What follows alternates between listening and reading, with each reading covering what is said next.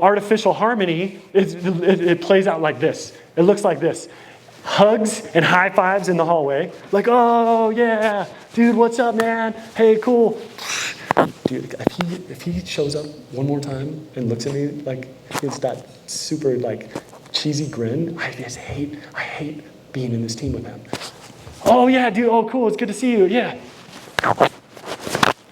That's how it shows up, right? Where we're like, we're cool, and then in the back, we're stabbing in the back behind closed doors. And this is more common. This is like termites that are silently destroying your team.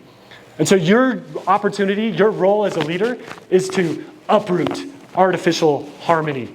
And if you don't have a conversation, if you allow conversations to go unsaid, you start creating a culture that's chock filled with fake harmony.